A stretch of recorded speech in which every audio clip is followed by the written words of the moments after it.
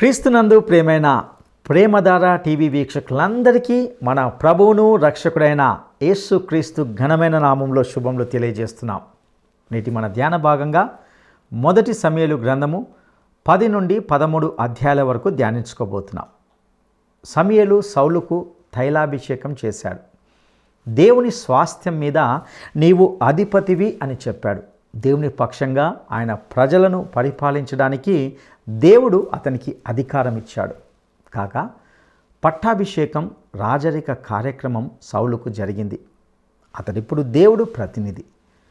11వ అధ్యాయంలో నాహాషు అమ్మోనీయులు ఇశ్రాయేలీల పట్టణమైన యాబేష్గిలాదు ముట్టడించబడడం చూస్తాం. యాబేష్గిలాదు మనుషుల మధ్య ఈ పరిస్థితి సాతానుతో మన పోరాటాన్ని పోలి ఉంటుంది. ఇక 12వ అధ్యాయంలో సౌలును రాజుగా నియమించే క్రమంలో సమూయేలు ప్రజలను ఉద్దేశించి మాట్లాడాడు. దేవుడు తనకు అప్పగించిన ప్రజల విషయంలో సమూయేలు నమ్మకంగా ఉన్నాడు. సమూయేలు ప్రజలకు దేవుని విశ్వసనీయతను గుర్తు చేశాడు.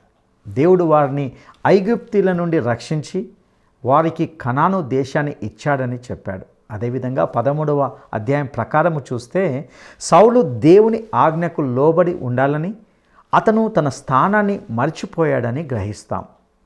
దేవుడు మనకు అప్పగించని పాత్రల్లోకి అడుగు పెట్టడానికి మనకు స్వేచ్ఛ లేదని మనం తెలుసుకోవాలి. ఇక పూర్తి వివరాలను నేటి ఈ పాఠంలో మనము తెలుసుకుందామా? ప్రియ శ్రోతలు, బాగున్నారా? మీరంతా సకుటుంబ సమేతంగా ప్రభువునందు ఆనందిస్తున్నారా? గత పాఠం తరువాయి కొన్ని సంఘటనలు మనం గుర్తుంచుకోవాలి. 10వ అధ్యాయం 20వ వచనం ఏమి జరిగిందో ఈ వచనంలో చెప్పబడింది. బెన్యామీను గోత్రం ఏర్పడింది, అందులో నుంచి మత్రీ కూటం ఏర్పడింది. అప్పుడు కీషు కుమారుడైన సౌలు పేరు వచ్చింది. సౌలు ఏడి? అతడెక్కడున్నాడు? సామానులో దాగిన సౌలును బయటికి తెచ్చారు. ఎందుకలా దాక్కున్నాడు? అదంతా నటన. తనను తానే తగ్గించుకున్నట్లు నటిస్తున్నాడు. సమూయేలు సౌలును ప్రజలకు పరిచయం చేయగా వారు ఉద్రేకంతో రాజు చిరంజీవి అని నినాదాలు చేశారు. సమూయేలు రాజ్యాంగ నీతిని, రాజ్యపాలన పద్ధతిని ఒక గ్రంథమందు రాశాడు. తరువాత ఎవరిండ్లకు వారు వెళ్ళిపోయారు. సౌలు గిబియాకు తన ఇంటికి వెళ్ళాడు. పనికిమాలిన వారి నిర్లక్ష్య వైఖరి సౌలు చూచి చూడనట్లు ఊరుకున్నాడు. సౌలు ఒక గ్రామీణుడు, సాధారణ పౌరుడు, గాడిదలు కాసేవాడు. ఇప్పుడు రాజయ్యాడు. ఆధ్యాత్మిక యోగ్యతలు అతనిలో మచ్చుకు కూడా కానరావు. ఇశ్రాయేలు వారికి గుణపాఠం నేర్పడానికే దేవుడు ఇలాంటి మనిషిని గద్దె ఎక్కించాడు. సౌలుకు దేవుడు బాగుపడడానికి ఎన్నో తరుణాలిచ్చాడు. రాజయ్యాడు. అతనికి తన రాజధాని ఏదో తెలియదు. తన సొంత ఊరికి వెళ్ళిపోయాడు. గిబియాని తన పరిపాలనా కేంద్రం చేసుకున్నాడు. మతం రాజకీయాల నుండి వేరు కావటం విశేషం. మత సంబంధ కేంద్రం రామా, రాజకీయ కేంద్రం గిబియా. తనకు వ్యతిరేకులైన వారిని గురించి తాత్కాలికంగా మౌనంగా ఉన్నాడు. ఆ తరువాత అదను చూచి వారి మీద కక్ష తీర్చుకున్నాడు. సమూయేలు సౌలుతో అన్నాడు, నీకు కొత్త మనసు వస్తుంది. కాని నికోదేముతో యేసు ప్రభు అన్నాడు, నీవు కొత్త మనిషివి అవుతావు. కొత్తగా జన్మించాలి. కొత్తగా జన్మించిన మనిషికి కొత్త స్వభావం వస్తుంది. అయితే సౌలు పూర్తిగా మారిన వ్యక్తి కాడు. మోషేను, యెహోషువను దేవుడు ఏర్పాటు చేసుకున్నాడు. ఇత్రో గొర్రెలను కాచుకుంటున్న మోషే గొప్ప నాయకుడయ్యాడు. సౌలు ద్విమనస్కుడు. దావీదు దేవుని హృదయానుసారి. పరిశుద్ధాత్మ శక్తి సహజాతీతమైనది. పరిశుద్ధాత్మ ద్వారానే రూపాంతర జీవితం అలవడుతుంది. రక్షణ పొందిన మనిషి కొత్త మనిషి.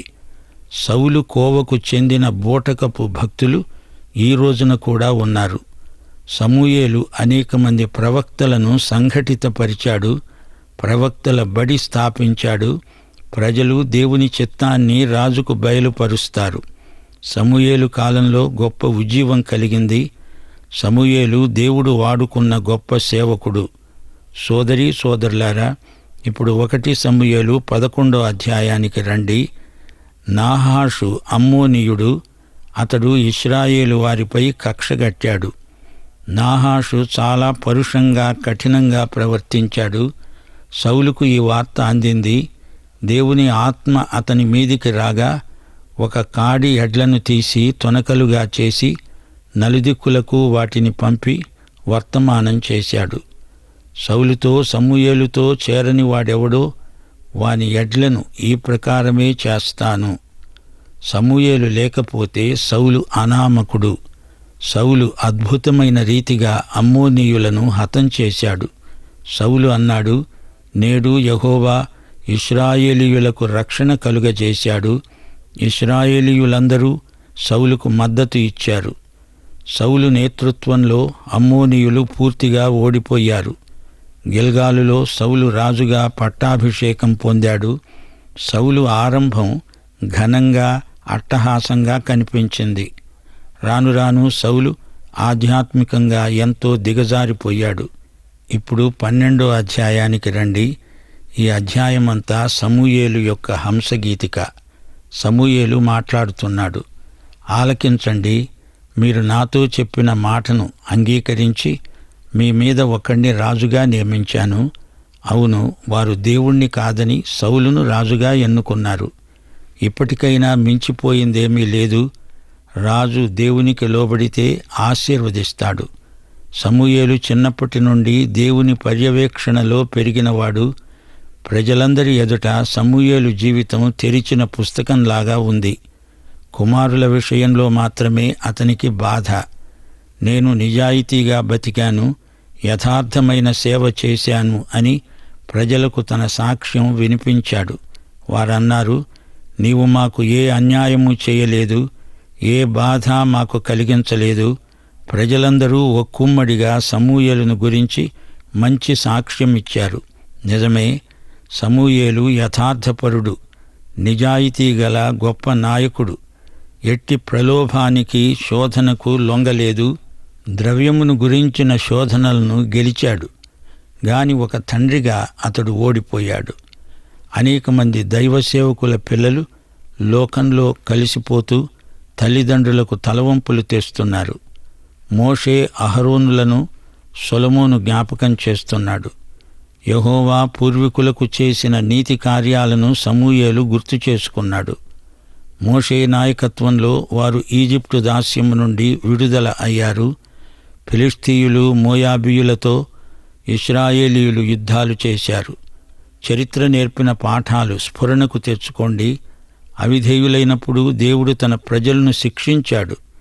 సొలొమోను మాటలు విని ప్రజలు పశ్చాత్తప్తులై, మేము అన్యదేవతారాధనలో పడిపోయి పాపం చేశాము, మమ్మలను శత్రుబారి నుండి కాపాడితే యెహోవానే సేవిస్తాము అన్నారు. దేవుడు చరిత్రలో గతకాలంలో చర్య తీసుకున్నాడు. అమ్మోనీయుల రాజైన నాహాషుకు భయపడి మీరు ఒక రాజు కావాలని అడిగారు. మీరు కోరి ఏర్పరచుకున్న రాజు ఇడుగో చూడండి. మీరు యెహోవాయందు భయభక్తులు కలిగి ఆయన మాట విని ఆయనను సేవించి ఆయన ఆజ్ఞను భంగము చేయక మీరు మిమ్ములను ఏలే రాజు మీ దేవుడైన యెహోవాను అనుసరించిన ఎడల మీకు క్షేమము కలుగుతుంది. సమూయేలు గత చరిత్రను సింహావలోకన చేస్తున్నాడు. ప్రజలకు గతకాల చరిత్రను జ్ఞాపకం చేయడం ఎంతో మంచిది. మోషే, యెహోషువ, గిద్యోను, సమూయేలు వీరందరూ తమ ప్రసంగాలలో గత చరిత్రను జ్ఞాపకం చేసుకున్నారు. కొత్త నిబంధనలో స్టెఫను సన్హెద్రిను సభ ముందు నిలిచి గంభీరమైన ప్రసంగం చేశాడు. ఇక్కడ సమూయేలు దేవుని విశ్వసనీయతను ఆయన కనికరాన్ని చూపడానికి చరిత్ర పాఠాలు వారికి నేర్పుతున్నాడు. దేవుడు ఇంతవరకు మనకు సహాయం చేశాడు అని పునరుద్ఘాటిస్తున్నాడు. ప్రజలు కోరుకున్న రాజు సౌలు, దేవుడు ఏర్పరచుకున్న రాజు దావీదు. అయితే దేవుడు సౌలుకు కూడా గుణపడడానికి ఎన్నో అవకాశాలిచ్చాడు. 15వ వచనం, యెహోవా మాట వెనక ఆయన ఆజ్ఞను భంగము చేసిన ఎడల యెహోవా హస్తము మీ పితరులకు విరోధముగా ఉన్నట్లు మీకు విరోధముగా ఉంటుంది. మీరు నిలిచి చూస్తూ ఉండగా యెహోవా జరిగించే ఈ గొప్ప కార్యమును కనిపెట్టండి. గోధుమ కోతకాలం ఇదే గదా. రాజు కావాలని అడిగారు. యెహోవా వర్షమును ఉరుమును పంపుతాడు. దేవుడే రాజై ఉండగా మీకు మరో రాజు కావలసి వచ్చిందా? సమూయేలు ప్రార్థించిన రీతిగా ఉరుములు వర్షము రాగా జనులందరూ దేవునికి సమూయేలుకు ఎంతో భయపడ్డారు. ప్రార్థించి వర్షము రప్పించినవాడు ఏలియా ఒక్కడే కాదు, సమూయేలు కూడా ఉన్నాడు. ఏలియాకు ముందే సమూయేలు ఈ గొప్ప కార్యం చేశాడు. అప్పుడు ప్రజలు తమ పాపాన్ని ఒప్పుకున్నారు.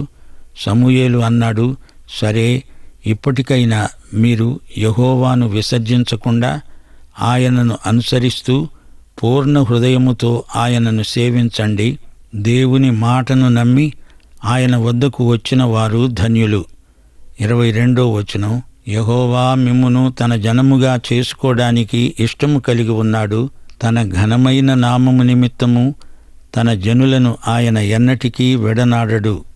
హెబ్రీ పత్రిక 13వ అధ్యాయం 5వ వచనం, నిన్ను ఏమాత్రము విడువను, నిన్ను ఎన్నడును ఎడబాయను అని ఆయనే చెప్పాడు గదా.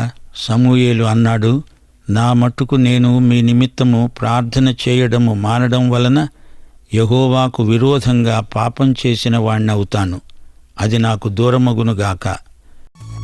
పరిశుద్ధ దేవా స్తుతింతును, స్తోత్రార్హుడా నిన్నే ప్రణుతింతును. పరిశుద్ధ దేవా స్తుతింతును, స్తోత్రార్హుడా నిన్నే ప్రణుతింతును. ఆరాధనా ఆరాధనా ఆరాధనా ఆరాధనా ఆరాధనా ఆరాధనా ఆరాధనా ఆరాధనా.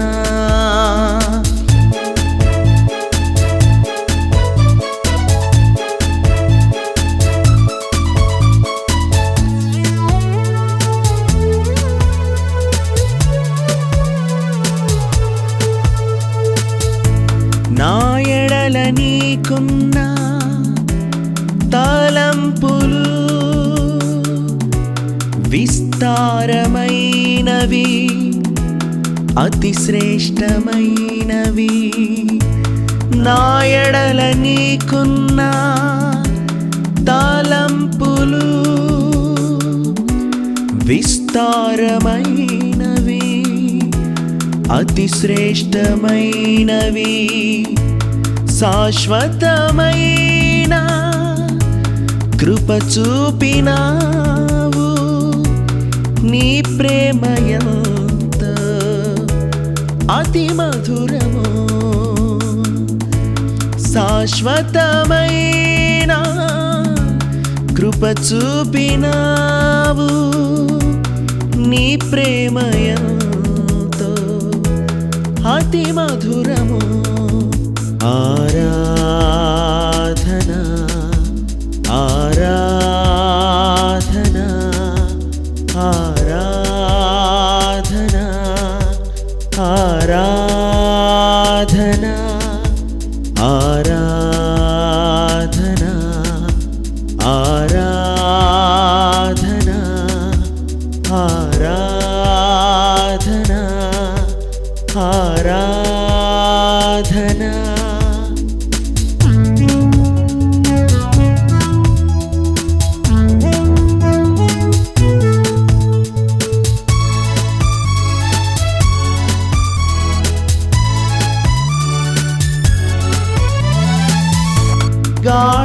గాఢాంధకారములో నేనున్నప్పుడు నీ బాహువే నన్ను రక్షించెను.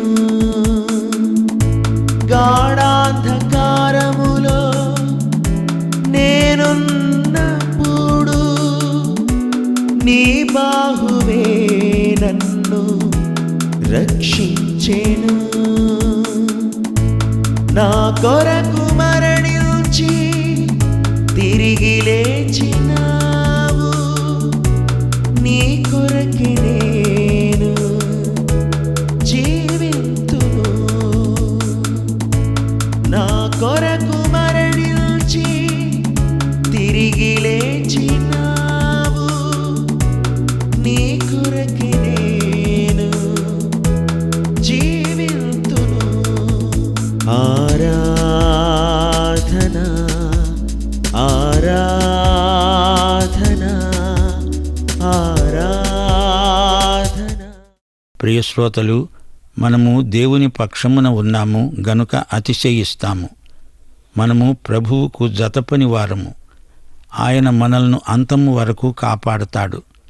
ప్రార్థన అనేది గొప్ప పరిచర్య.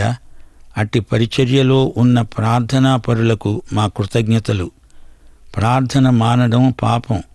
ప్రార్థించడం మన బాధ్యత. ప్రార్థన చేయకపోతే దేవుని పట్ల పాపం చేసిన వారమవుతాము. ముగింపులో సమూయేలు అంటున్నాడు, ఆయన మీకోసమై ఎన్ని గొప్ప కార్యాలు చేశాడో అవి మీరు తలంచుకొని మీరు యెహోవాయందు భయభక్తులు కలిగి నిష్కపటులై పూర్ణ హృదయంతో ఆయనను సేవించడము ఆవశ్యకము. మీరు కీడు చేసేవారైతే మీరు మీ రాజు తప్పక నాశనమవుతారు. హృదయపూర్వకంగా దేవునికి సేవ చెయ్యాలి. మన ప్రభువును ప్రాణాధికంగా ప్రేమించాలి. సోదరీ సోదరులారా, ఈ అధ్యాయంలో సమూయేలు హంసగీతిక మీరు విన్నారు గదా. మీరు అలాంటి క్రైస్తవ సౌశీల్యం అలవరుచుకోండి. ఇప్పుడు 1 సమూయేలు 13వ అధ్యాయానికి రండి. సౌలు దేవునికి తిరుగుబాటు చేస్తున్నాడు. సౌలు నిజ స్వభావం బయటపడుతోంది. సౌలు కుమారుడైన యోనాతాను మిక్మషు అనే చోట విజయం సాధించాడు. గాని సౌలు అదంతా తన విజయమే అని చెప్పి చాటుకుంటున్నాడు. సౌలు తానే యాజకుడుగా వ్యవహరిస్తున్నాడు. సమూయేలు సౌలును గద్దించాడు. ఇశ్రాయేలీయుల నిరాయుధీకరణ రహస్యం బయటపడింది. సౌలు అసలు రంగు బయటపడింది. రాజువేషం వేసుకున్నాడు గాని అతడు రాజు కాడు. సౌలు 30 ఏండ్లవాడై ఏలనారంభించాడు. యోనాతాను గెబాలో ఉన్న ఫిలిష్తీయుల దండును హతము చేయగా సౌలు బాకా ఊదించాడు. సౌలు ఫిలిష్తీయుల దండును హతం చేశాడు. జనులు గిల్గాలులో సౌలు వద్దకు కూడి వచ్చారు. సౌలు సొంత బాకా ఊదుతున్నాడు. తన కుమారుణ్ణి సౌలు ఏమాత్రమూ ప్రోత్సహించినవాడు కాడు. సౌలు మనస్తత్వం ఎలాంటిదో రాను రాను బహిర్గతమవుతోంది. సౌలు గిల్గాలు నుండి యుద్ధానికి బయలుదేరాడు. ఫిలిష్తీయులు బలం పుంజుకొని ఇశ్రాయేలును ఎదుర్కొన్నారు. 7 రోజులైంది. సమూయేలు ఇంకా రాలేదు. సమూయేలు చేయాల్సిన పని సౌలు తానే చేశాడు. దహన బలులు, సమాధాన బలులు తానే అర్పించాడు. ఉజ్జియా అనే రాజు కూడా ఇలాగే చేశాడు. యాజకుని పని తాను చెయ్యాలని చూచాడు. దేవుడతణ్ణి శిక్షించగా అతడు కుష్ఠరోగి అయ్యాడు. సౌలు సమూయేలు పని చెయ్యకూడదు. ఇంతలోకే సమూయేలు రానే వచ్చాడు. నీవు చేసిన పని ఏమిటి? గద్దించాడు సమూయేలు. నువ్వు రావడం ఆలస్యమైంది. శత్రువులు వచ్చి నా మీద పడతారేమో అని ఈ పని నేనే ముందుగా చేసి ముగించాను అన్నాడు సౌలు. సౌలు చూపేవన్నీ కుంటి సాకులు. సౌలు భక్తిని నటిస్తున్నాడు. అతని కపటం వెల్లడి కాక తప్పదు. సమూయేలు అన్నాడు, నీ వైఖరి మంచిది కాదు. నీ రాజ్యం నిలవదు. దేవుడు తన చిత్తానుసారమైన మనసు గల ఒకణ్ణి కనుగొన్నాడు. నీవు దేవుని మాట లక్ష్యపెట్టలేదు. అందుచేత ఈ పదవికి నీవు తగవు. అవును, సౌలు రాజైతే యెహోవా రారాజు. ఆ మరో వ్యక్తి ఎవరు? సమూయేలు కూడా తెలియదు. దేవుడు ఏర్పరచుకున్న వ్యక్తి ఒకడున్నాడు. సమూయేలు లేచి గిల్గాలు నుండి గిబియాకు వచ్చాడు. సౌలు తన సైన్యంతో గిబియాలో ఉన్నాడు. ఫిలిష్తీయులతో యుద్ధం ఆరంభమైంది. సౌలు నిరాయుధీకరణ విధానం వల్ల గొప్ప ముప్పు ఏర్పడింది. ఫిలిష్తీయులు వచ్చి దండెత్తుతున్నారు. నిరాయుధీకరణ శత్రువులకు మార్గం తెరిచినట్లే అయింది. ఇశ్రాయేలీయుల దేశంలో కమ్మరి వాళ్ళు లేకుండా చేశారు ఫిలిష్తీయులు. హెబ్రీయులు కత్తులు ఈటెలు చేయించుకోవడానికి ఆస్కారం లేకుండా చేశారు. కత్తులకు పదును పెట్టడానికి కూడా ఫిలిష్తీయుల దగ్గరికే పోవాల్సిన దుర్గతి పట్టింది. సౌలు వద్ద, యోనాతాను వద్ద ఉన్న జనులలో ఎవరికీ ఆయుధాలు లేవు. సౌలు దగ్గర, యోనాతాను దగ్గర ఆయుధాలు కొన్ని ఉన్నాయి. నీ రాజ్యం నిలవదు అని దేవుడు చెప్పనే చెప్పాడు. సౌలు దేవుని చిత్తాన్ని వెదికినవాడు కాడు. అందుకే సమూయేలు సౌలును గద్దించాడు. సౌలులో అధికార కామన ఎక్కువ. దేవుని అనుమతి లేనిదే రాజు ఏమీ చేయకూడదు. సౌలు దేవుణ్ణి వాడుకుందామని చూచాడు. దేవుడు సౌలును వాడుకోవడానికి అతడు అవకాశం ఇవ్వటం లేదు. ఇప్పుడు ఫిలిష్తీయులతో యుద్ధం చేయవలసి వచ్చింది. యోనాతాను ధైర్యంగా పోరాడాడు, గెలిచాడు. సౌలు ఒకటి గ్రహించటం లేదు. యెహోవా తనకు తోడై ఉంటేనే కాని తన సొంత తెలివితేటలు ఎందుకు కొరగావు. సౌలు ప్రవక్త మాటలను నిర్లక్ష్యం చేశాడు. ప్రజలు భయపడుతూ అతన్ని వెంబడించారు. సమూయేలు లేకుండా తానే బలులు అర్పించేటంత సాహసానికి ఒడిగట్టాడు. దేవుడు పెట్టిన పరీక్షలో సౌలు ఓడిపోయాడు. దేవుడు పరీక్షలు పెట్టే దేవుడు. ఏదేను తోటలో నిషిద్ధ ఫలం తినవద్దు అంటే ఆదాము హవ్వలు తిన్నారు. పరీక్షలో ఓడిపోయారు. లోతు భార్య వెనక్కు చూచి పరీక్షలో ఓడిపోయింది. హిజ్కియా రాజు సంగతేమిటి? తనను పొగడిన శత్రువును నమ్మి అతనికి అంతా చూపించి తాను కట్టుకున్నదంతా పడగొట్టుకున్నాడు. గిల్గాలులో సౌలు దేవుడు పెట్టిన పరీక్షలో ఓడిపోయాడు. స్వార్థాపేక్ష, అహంకారం, అతిశయం సౌలును ఈ విధంగా భ్రష్టు పట్టించాయి. కయీను తన సోదరుణ్ణి హత్య చేశాడు. అప్పటి నుండి దేశదిమ్మరి అయిపోయాడు. ఏశావు తన జ్యేష్ఠత్వాన్ని తెగనమ్ముకున్నాడు. దాన్ని తిరిగి పొందలేకపోయాడు. పరీక్షలో ఓడిపోయాడు. మోషే కాదేషులో రాతిని కొట్టాడు. ఫలితంగా వాగ్దత్త భూమిలో ప్రవేశించే యోగ్యతను కోల్పోయాడు. అలాగే ఇక్కడ సౌలు గిల్గాలులో చేసిన పనికి తానే కాదు, జాతి అంతా ఎంతో నష్టపోయింది. దేవుడు సౌలును అవతల పెట్టేసి దావీదును నియమించబోతున్నాడు. సమూయేలు కీషు కుమారుడు, దావీదు యెష్షయి కుమారుడు. ఈసారి సమూయేలు దావీదును అభిషేకించబోతున్నాడు. దావీదు అభిషేకం రహస్యంలో జరిగింది. అప్పటి నుండి దావీదు ఎంతో సహనంతో కనిపెట్టాడు. దావీదు గొల్యాతును సంహరించాడు. అలాగే సౌలు కూడా ఆరంభంలో నాహాషును ఎదిరించి నిలిచి గెలిచాడు. అంతవరకు బాగానే ఉంది. కాని ఆ తరువాత ఇద్దరి మార్గాలు విభిన్న మార్గాలుగా కనిపిస్తాయి. సౌలు అవివేకంగా ప్రవర్తించి అసహనం చేత మూర్ఘుడై పతనమైపోయాడు. గాని దావీదు జ్ఞానము కలిగి వివేకంతో ప్రవర్తించాడు. సింహాసనం ఎక్కడానికి త్వరపడలేదు. దేవుడు తనను హెచ్చించే వరకు కనిపెట్టాడు. తీరా దేవుడు అతన్ని రాజుగా సీయోను కొండపై కూర్చోబెట్టినప్పుడు అతడు హృదయానుసారి అయి పరిపాలించసాగాడు. దావీదు కుమారుడైన యేసుక్రీస్తు వైపు చూడండి. ఆయన సాత్వికుడు, దీనమనస్సు గలవాడు. తన తండ్రి చిత్తమును శిలువ మరణ పర్యంతము భరించినవాడు గనుక దేవుడు ఆయనను ఎంతో హెచ్చించాడు. యేసు నామము అన్ని నామములకు పైనామమైంది. ఒక మానవ మాత్రుడు దేవునికి ప్రతినిధిగా బ్రతకాలంటే దేవుని ఆత్మ లేనిదే అసాధ్యం. అధికారం సేవ చేయటంలో ఉన్నది కాని సేవ చేయించుకోవటంలో లేదు. మన రక్షణకర్త అయిన యేసు అందరికీ ప్రభువు. గమనించండి, సౌలు తన స్వంత బాకా వాయించుకునే రకం మనిషి. యోనాతాను పేరు తాను దొంగిలించాలని చూచిన అహంకారి, అక్రమకారుడు. దేవుని సన్నిధిలో ప్రతి ఒక్కరికి గర్వభంగం కాక తప్పదు. దేవుడు మన పక్షాన ఉండగా మనకు విరోధి ఎవరు? ఈ నిశ్చయత లేనివారై ఇశ్రాయేలీయులు భయపడ్డారు. గమనించండి, సౌలు ఒత్తిడికి తట్టుకోలేడు, అట్టిట్టయిపోతాడు. మన పద్ధతులు, ఉద్దేశాలు రెండూ పవిత్రమై ఉండాలి. దేవునికి బలులర్పించాడు గాని దేవుడెవరో, ఆయనకు బలి ఎందుకియ్యాలో తనకే తెలీదు. దేవునికి తానిచ్చిన బలే దేవుడనుకున్నాడు. మన విధేయతకు సహనానికి పరీక్ష ఉంది. దీర్ఘశాంతంతో దేవుడు పనిచేస్తాడు. అసలు రహస్యమేమిటంటే సౌలుకు దేవుని ధర్మశాస్త్రం మీద, యాజకుల మీద, ప్రవక్తల మీద నమ్మకమూ లేదు, గౌరవమూ లేదు. నాయకులు దేవునికి అవిధేయులైతే సౌలుకు పట్టిన గతే పడుతుంది. క్రైస్తవ నాయకులు దేవునికి నమ్మకమైన సేవకులు. దేవుని ప్రజల యుద్ధోపకరణాలు ఆత్మ సంబంధమైనవి. ప్రియ సోదరుడా, సోదరి, నీవు ఈ యేసును నీ ప్రభువుగా, రక్షకునిగా ఎరుగుదువా?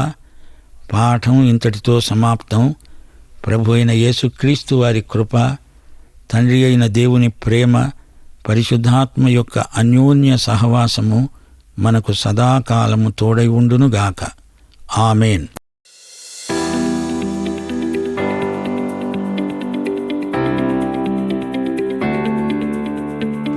సౌలు యొక్క కుమారుని పేరు ఏమిటి? సౌలు యొక్క కుమారుని పేరు ఏమిటి? 1 యోతాము, 2 యెహోయాకీము, 3 యోనాతాను. ఈ ప్రశ్నకు సరైన జవాబును ఈ వాట్సాప్ నంబర్కు పంపండి. మా వాట్సాప్ నంబర్ 9339952570. ప్రియులారా, ఇంతవరకు మనము మొదటి సమూయేలు గ్రంథము 10 నుండి 13 అధ్యాయాల వరకు కొన్ని శ్రేష్టమైన విలువైన సత్యాలను గ్రహించాం. సమూయేలు సౌలుకు తైలాభిషేకం చేయడం ద్వారా దేవుని పక్షంగా తన ప్రజలకు పరిపాలించడానికి దేవుడు అతనికి అధికారం ఇచ్చాడు. అతడిప్పుడు దేవుని ప్రతినిధిగా ఉంటున్నాడు. సమూయేలు సౌలుకు తైలాభిషేకం చేశాడు. దేవుని స్వాస్థ్యం మీద నీవు అధిపతివి అని చెప్పాడు. అది కృపావరం మాత్రమే కానీ అతని హక్కు కాదు. తానే సర్వాధికారి అని అనుకుంటే అది గర్వానికి దారితీస్తుంది.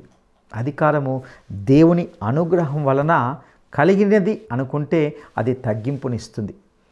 క్రీస్తు కూడా తన శిష్యుల పాదాలను కడిగాడు, మాదిరి చూపాడు. మనుషులు చూచినట్లు దేవుడు చూడడు. మనుషులు బాహ్య రూపాన్ని చూస్తారు, కానీ యెహోవా మన హృదయాలను చూస్తాడు. దేవుడు తనకు అప్పగించిన ప్రజల విషయంలో సమూయేలు నమ్మకంగా ఉన్నాడు. సౌలు దేవుని ఆజ్ఞకు లోబడి ఉండాలి, కానీ అతడు తన స్థానాన్ని మర్చిపోయాడు.